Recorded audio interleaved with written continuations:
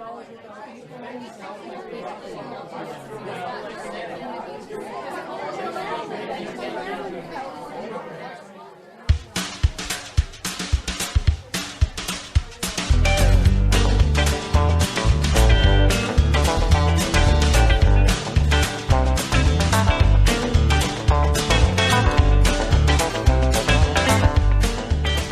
time for the Artist Friends Podcast.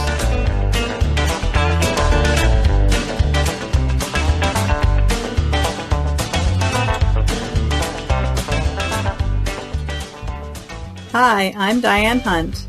I am an impressionist realist painter connecting with nature through my brush. I work in oil paint and watercolor, and I live in the countryside of Maryland's Eastern Shore, not far from the Chesapeake Bay. You can find me online at DianeHuntStudio.com and on Facebook and Instagram at Diane Hunt Studio. Hi, I'm Constance Brosnan of Steve Brosnan's Jewelry Designs. I live in Oklahoma on a prairie, and I make handmade jewelry in silver, copper, and brass. I'm an artist that paints. I paint pastels and in oils sometimes. Hello, this is Clyde J. Kell. I'm the host of this podcast. I am a emerging representational artist. I do historic renderings, seascapes, landscapes, botanicals, birds, and whatnot, with a tight illustrative hand in watercolor, pen and ink, and acrylic paints. And I live in Oklahoma City.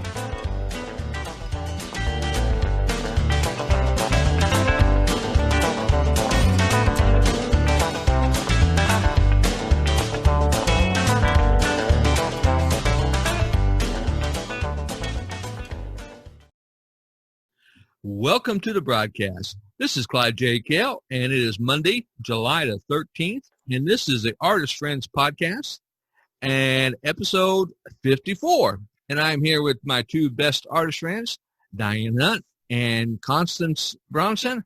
Hello, Diane. Hi, Clyde. Hello, Constance. Hello, everyone. Hello, Constance. Hi, Clyde. Hi, Dan. Hello, everybody. And this week's theme for our discussion is for artists to not try to get so much validation and not try to work on your artwork or works of art that you think will sell. Stay true to your heart. Now, we've talked about this before, but I think it's worthy of repeating. Just like, if you read on a bottle of shampoo or conditioner, it says wet, apply, rinse, repeat.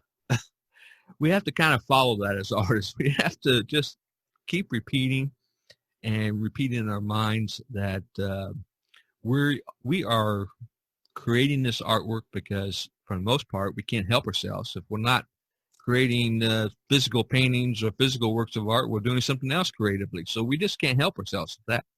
But stay true to our hearts. One of the recommended videos was a webinar with Paul Klein.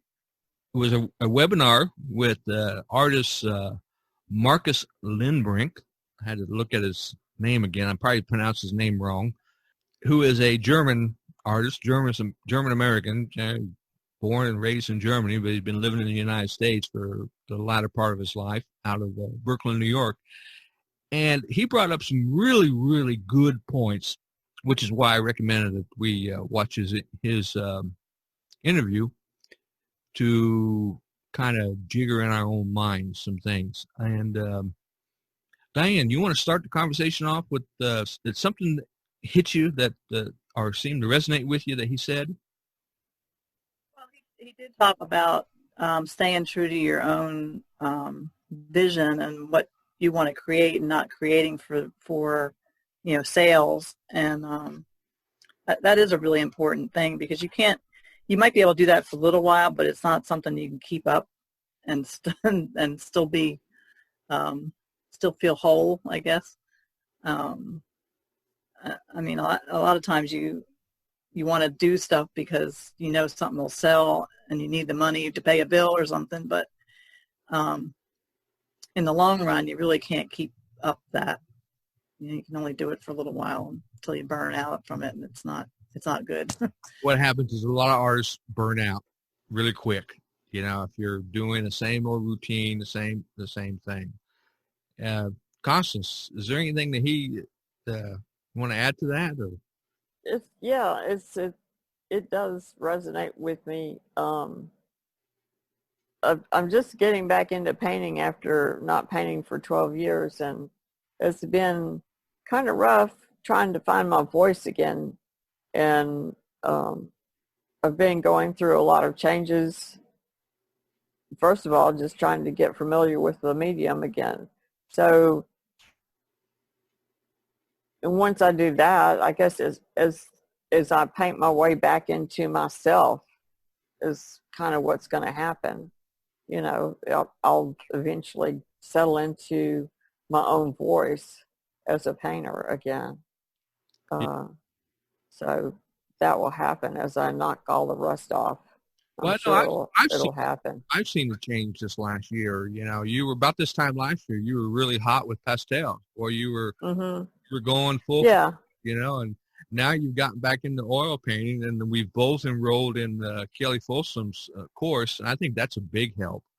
I've seen you posted some of your paintings that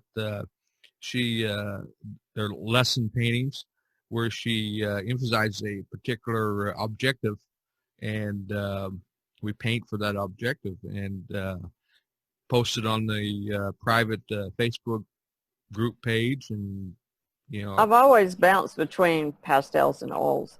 I've always done that. I've always done pastel portraits of animals in the past, and done oil painting as my main thing that I've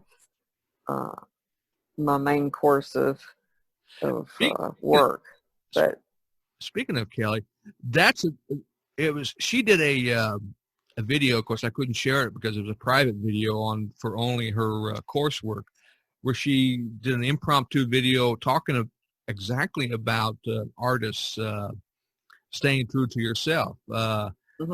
She's getting ready to move to another apartment or another house, and so she has to clean out some of her stuff. She was going through some of her old paintings, and she's predominantly become known as a still life artist.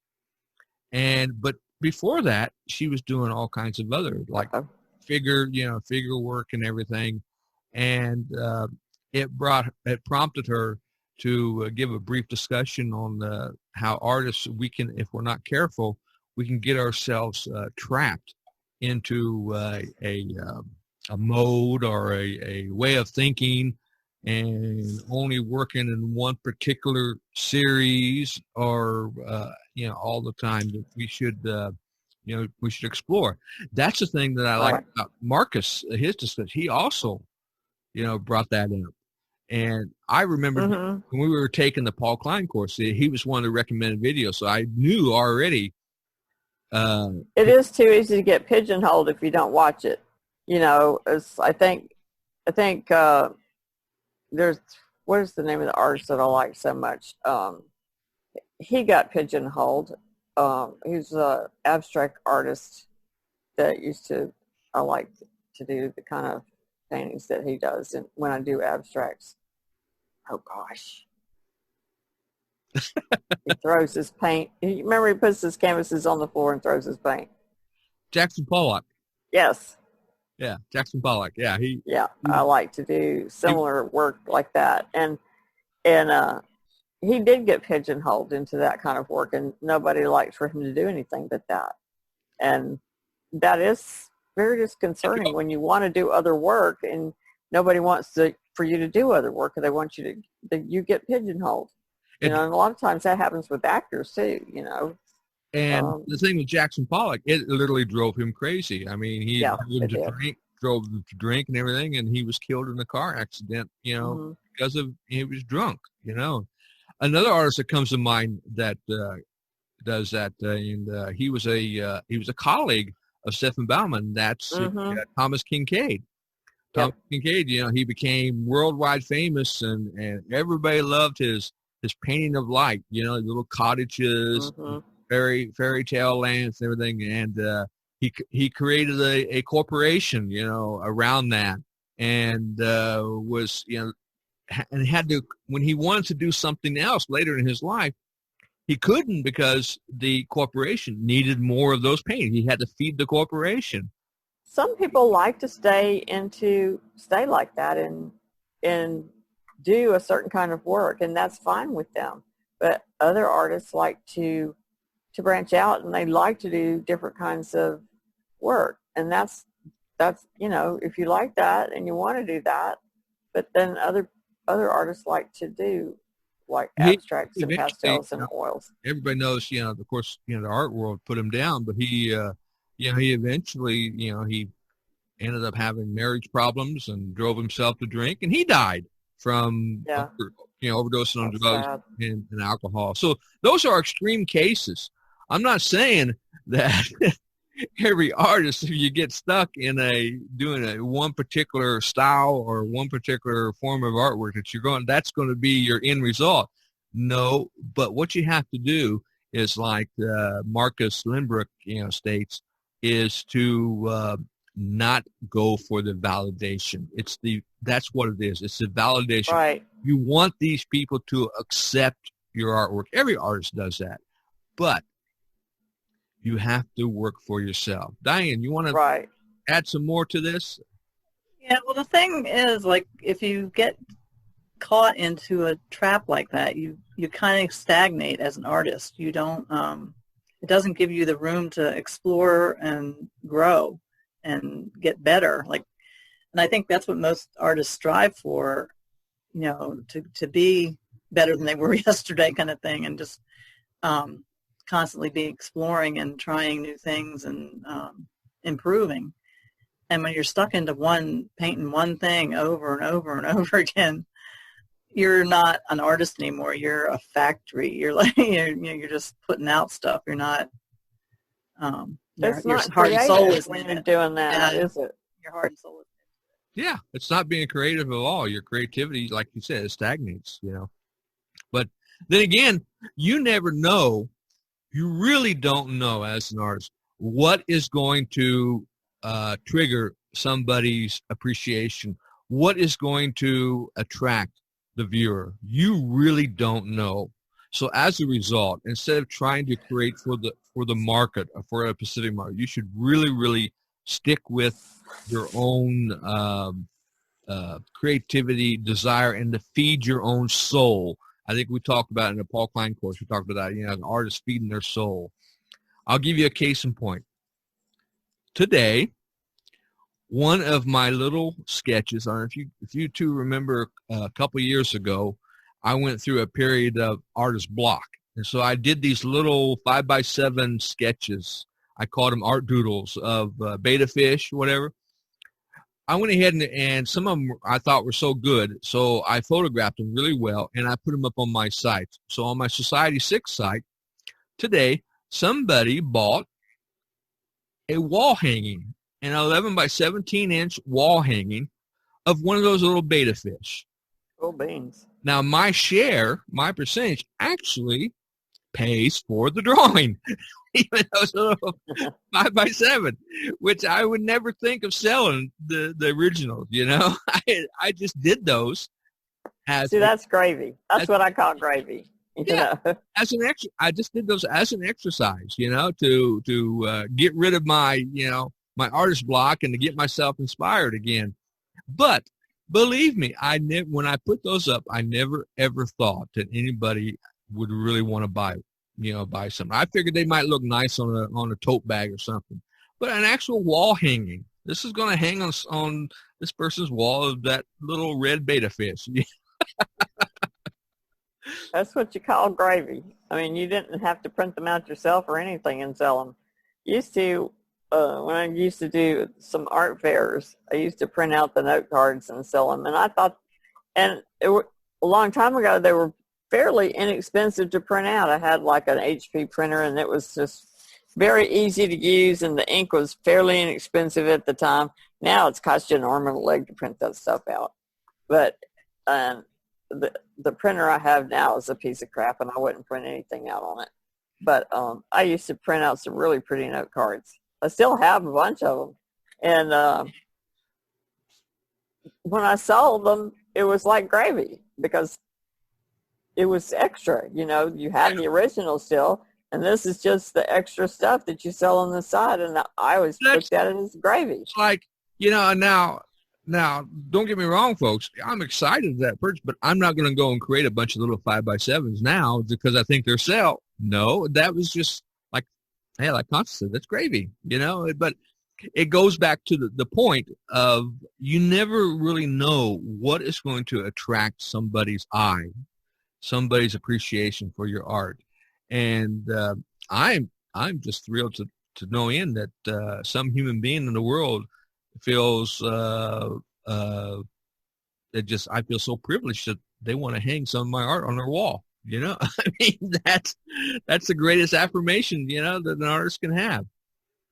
Let's segue into the next point. I think the other video was from Mikey on the about it's called real talk with perfectionism, and I think this is a good lead in because okay, now we're worried about, or at least we beat ourselves up of trying to create what might sell. Okay, but then we don't do anything because we're too much of a perfectionist. Diane, I know you're a perfectionist. I used to be really bad. If you think I'm a perfectionist now. Yeah, but you still have something. Because when I hear you talk, when I mention your painting, you immediately start, well, that's not as good as in the past. So. Oh, I'm very critical of my own work. I constantly see things that I want to change or improve. I have to be very careful of not allowing myself to go back to paintings after I've declared them done because I could work on them forever. If I did that, it would be endless. But yeah, I mean, you get to a point where you realize that there is no such thing as being perfect, and you can only be as good as you are, and you have to be happy with that. It's not like you're not a robot. You're not, you can't turn out things perfectly every single time. And I've come to realize too that the imperfections are really what make things great. It's like if everything came out exactly the same all the time, it wouldn't be thought of as something special. It gives it character. Yeah, it's got more life to it when there's things that aren't quite right, or that are. Absolutely. You can see the person in it instead of it being just mass produced somewhere. Like when I was doing when I started this journey and I was doing watercolors originally, I was really worried about my pencil lines. Making sure I covered my pencil lines, and then I watched some video and an artist talking about that and says, no, let your pencil lines come through. They add more character to, let the viewer see how that, lets them see how the piece developed. I said, wow, that is interesting, So I quit worrying about that, and I loosened up a little bit more. And exactly, sometimes your little imperfections here and there, like Constance said, that's character, Constance, take that and run with that. Yeah, I'm really bad. I mean, I just did the 2 paintings in the class that, that we're taking. And in one of the paintings, I was finished with it, but then I came back, I was unhappy with it. So I came back into the studio today and I reworked the jug that was in one of them completely because I was so unhappy with it. But part of it was because of the lighting in the studio. I was just, then I came and I reworked the other one too because I was unhappy with it. But I'm happier with it today, and I'm not going to rework them again. Now, but I'm ready to move on. And that can be a good thing, especially when you're, if you're not at a certain level, a certain skill level. That can be good. But the point is, don't beat yourself up. That was the discussion, Mikey. don't. Yeah, like with the sketchbook, the sketchbook that you're going to throw away. Yeah, I have one of those sketchbooks in my bedroom. And when I draw in it with the idea that that particular drawing, I'm going to approach I'm going to draw whatever I want. It doesn't matter whether the drawing's good or bad, because if I want to, I can just rip that page out and throw it away. And you're training your brain. Like last week when we talked about the 10 tips how artists can improve. That was one of the things. Draw every day, make art every day. You're training your brain to just like an athlete, or you're exercise those muscles. Well, you're exercising your brain. Right. And for me, it just astounds me at how much information I lost over the 12 years in the use of mixing color. That alone, the loss of that information in my head. I mean, I just made jewelry for so long, and the whole approach to the color is, well, I was doing full color paintings instead of the kind of paintings that I'm doing now, but I don't want to do the full color paintings anymore. I want to do this other kind of painting. And I used to do it a long time ago, but I went to doing, with just painting with just a palette knife and a range of just colors. No, not using any browns or ochres, I did use ochres, but not using any burnt siennas or umbers or any colors or blacks or any colors like that. Yeah. It was only, like the color wheel colors. Yep. Out on the outer edge of the wheel. None of the colors, no tinting on the inside of the color. Only the colors on the very outer. Well, in my case, it's interesting me taking Kelly's class, because as far as the oil paint sets, I only have a primary color set. I've got a few of those cheap linseed oil based tubes of different colors, but I've tried to use some of those already. Oh my God, they come out so stiff compared to the M gram. The M grams are nice and juicy and exactly. And yeah, what Kelly preaches, so, and they flow so nice, and then when you mix them with with a little bit of the walnut alkyd, they really really zing. But these other things, so I don't use. Oh yeah, I've got some old tubes of paint in the drawer over there, and I've already started yanking some out and throwing them in the trash. I mean, some of those paints I have in there are student grade Grumbacher's. They're so old. I'm going out a couple of those tubes. In the trash. I squeezed out a couple of those tubes, and I took my brush and hit it, and it almost broke the brush. And so I put some alkyd, knife and put a little linseed or I guess with you it would be that walnut oil on it, and just kind of alkyd, a little bit of that to it, and it loosens up a little bit. Then it clumped, which you don't want to put a clump on your painting because it. No.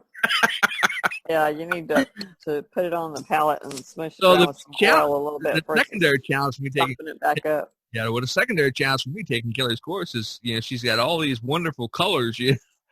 I really have been drawn on learning and mixing colors. I've been really having to mix my colors.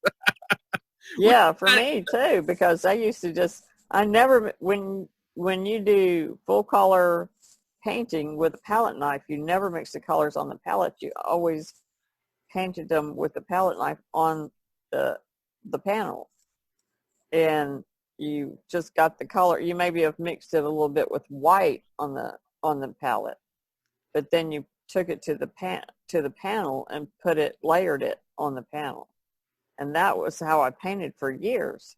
So this is all new what I'm doing now. I'm doing I paint, when I'm painting with oils, wet on wet, which I'm really, really enjoying because I'm able to get a little bit a different gradation and everything. Talking about perfectionists, okay, I have to watch myself because I always say I have a tight illustrative hand, and her goal is to show those brush strokes, make a juicy paint. And if you notice, the last few ones that I've done have been really, really kind of tight, when I got done afterwards looking at it, I was like, well, that's a little too tight, and I've purposely taken a brush and made a swab here or there to try to make it look a little loose. Yeah, I have a hard time. Exactly the same thing. Do you? You're the same way? What, make them tight and have to make yourself make them loosen up? Where I'm having the trouble is getting the paint, because you start out using that Merge, and when you put that layer on with the Merge, even if you wipe it back after you've done that, and then you're trying to get that layer to lay on top, it doesn't want to stick. Even when you go lean, on top of it, it's still after a certain point. I just have to wait and let it set up for them to come back the next day, because it just wouldn't stick like the white. I just have to. Okay, the white's going to go here. I'll come back tomorrow and put the white on it, because I know it's not going to. I try to put the white on, and all it does is turn a color of whatever color's underneath it, and I'm just going, frustration, frustration, frustration. I'll be back tomorrow. That's it. Well, something that not staying there, and that's that. Something I discovered a real big difference. I didn't think there'd be a difference, but there's a real difference. Okay, for the lessons, I've been using these canvas sheets. It's like a combination or paper and canvas, and they have a really, really smooth surface, and they are just wonderful for painting. Yeah. I've just been amazed, because I take. Yeah, that's like painting on a panel, but panels are nice to paint on. I've been doing 8x10s. I take and I fold them over behind. I fold them over a canvas panel to give it a shape while I'm painting, but then I take it off afterwards, and they've just been wonderful. Now, I did 2 independent paintings this last week on the actual 8x10 canvas. Mm-hmm. Boy, did I notice a difference. It suck up. I mean, it's like I could not get the movement, and it took a lot of paint, and I'm thinking to myself, I may get some sandpaper and kind of, sand that a little bit. That'll help Before the next one. Smooth it down. I did not like that surface at all. When I noticed. Right. It has a lot of tooth, and it sucks. It takes a lot to get it covered. That's why. Yeah. That's why the panels are nice, because the panels don't have all that tooth. Yeah, but depends on what they're what gesso or whatever's on them too. I don't know what you're right. Yeah, well, these aren't real expensive panels, so they're made in India, I think. And they have acrylic gesso. Now, that I got so excited about the stretch canvases that I ordered from that company, that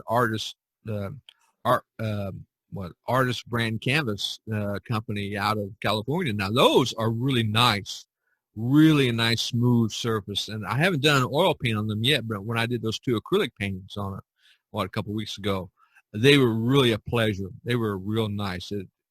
So it didn't, and I'm going to eventually get brave enough to do it. Right now I've been for oil paints, I've just been sticking to the 8x10 and 11x14 sizes, and these canvases are 12x16 and 16x20. That's what they are. Yeah, 16x20s and the stretch canvas. And I don't know if I get the time this week, but I might get brave to start painting in oil on those and see how it goes. And anyhow, hey, that's the life of an artist. The creative life of an artist. And if things don't go the way you plan, don't beat yourself up about it. Just, move on to the next project and the next item, And perfectionism, me and Diane, we got to smack ourselves. We're too much of a perfectionist. I'm not as bad as I used to be. I used to be really, I used to do a lot of printmaking. So with that, you have to be more particular, I guess, because once you scratch into a plate or something, you really can't change it without a whole lot of work. So yeah, I used to have to be really careful, be pretty precise when you're putting marks down and stuff. But yeah, with paint, it's a little bit different. but I do have to be. I used to be really tight in painting. I was really, I would paint very tightly. Now I don't paint tightly at all. More like an illustrator type thing, because people who have more of an illustrative training or a lot of drawing, and then they paint, we have a tendency, I've noticed we have a tendency to be really tight-handed, and we're just not as loosey-goosey as, I like the way that's Stephen Bauman's term, loosey-goosey. And well, there's different types of art, like you can be photorealistic or impressionistic or, and I think that kind of evolves in artists over time. Like I don't paint the same way I painted, when I first started painting. I kind of changed my style, and I've developed my style, I guess I should say. I only have one or two paintings that I did a long time ago when I was a kid, and you're right. It's nothing. I don't paint even close to that, now. So you're right. You change over the years, as you paint. And you learn different techniques. I paint differently. Before I was painting more direct painting. Now I paint a lot of layers and stuff. So it's a whole different approach to to how I'm creating the painting now than it was then. So, but you develop that with the pastel portraits I used to do. That was always very tight, because I used to do, when you do a portrait, it's tight. And so after I did a pastel portrait, I always felt like I needed to go out and do a plein air, loosen yourself back up painting, just to get myself loosened back up, because it was so intense to do that portrait that I needed to do something loose to get myself unwound. Yeah. I used to do that too. Or even an abstract after that would help even more, So yeah, that always helped to loosen me back up. It would go, so I could go, yeah. Well, speaking of that, I think our time is just about up here. And you have been listening to the Artist Friends Podcast, episode 54. And if you want to see the videos that inspired our conversation, go to www.talkartpodcast.com. That's talkartpodcast.com.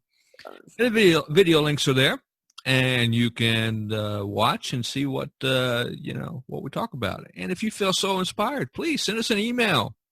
Add your voice to the conversation. And always, if you are an artist, and even if you're not an artist, if you're an aspiring collector and want to learn more about art, you're welcome to join us here. We won't bite, like Constance always says. Yeah. And we meet every Monday here, unless the weather or something stops us. So also, please, wherever you listen to this podcast, give us some star ratings and give us some thumbs up. Get the word out. Tell your friends and relatives that you enjoy listening to these three rambling artists. You enjoy our conversations. Thank you so much. I'm going to say goodbye to Diane and Constance. Good night. Good night, Constance. Good night, Clyde. Good night, everybody. Good night, Diane. Good night, Clyde. Good night, folks. Bye-bye.